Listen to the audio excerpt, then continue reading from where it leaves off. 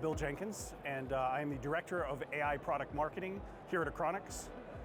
What we do at Achronix, we're a semiconductor company. We make FPGA chips, as well as eFPGA chips for people building ASICs who want an FPGA fabric in that ASIC. And so I specifically cover AI. So it's how can people use our chips to accelerate AI applications. So today, one of the demos that we have in AI especially is an ASR, an automatic speech recognition, a speech to text at scale. So a single card, one of our vector path cards, plugged into a server can do over 1,200 real-time streams. And we have 8 cards in a system, so almost 10,000 real-time streams in a single box. You could imagine putting a single server in the middle of a stadium and being able to transcribe all the voices.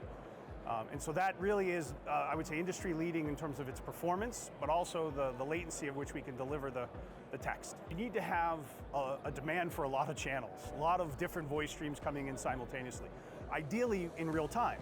So not just pre-recorded audio that you're going to throw up to the cloud and process. You want to do it in real time as we're speaking. So you could imagine, closed captioning. You could imagine call centers and customer service centers. You could even imagine every hospital, every courtroom, every police station. One server could manage all the transcription for everything that particular place does. So, and there's probably many other virtual assistant type implementations that could benefit from this.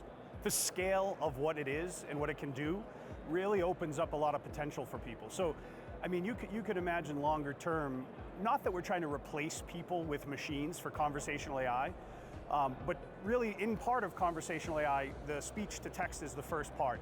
And then from there, it goes to the natural language processing or generative AI piece. So we're actually starting to accelerate that as well, and probably show that more next year. And where you have the speech front end and the generative AI in the middle. So you could imagine people using this for a lot of different applications. We're not trying to replace people, just really make it sound like you are talking to someone to help the people as an assistant to get more information quicker, to be able to actually not have to press 0 50 times when you call customer support so you can finally get a person. We want to make that as easy as possible for the actual end agent. We have what we call the vector path card. That is just one of our board partners built a PCI Express plug-in card that houses our chip. We have 8 banks of GDDR6 memory for very high performance memory access. It has PCI Gen 5x16 and 400 gig Ethernet. So it's a good card that can be used for a lot of different workloads. We're demonstrating the ASR here today. We have with all on our FPGA.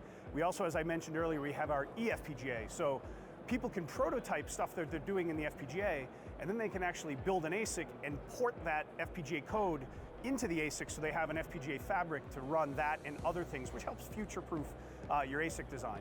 Those are probably the 2 main products that we have, and then we also have what we call our Smart NIC or our ANIC, which is if you're taking Ethernet in and you want to have the framework to be able to process those packets in real time.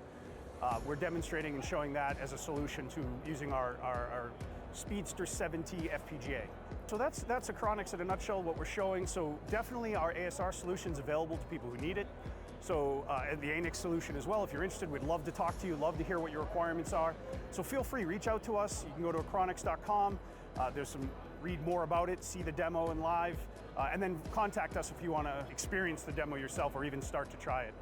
We're here for you.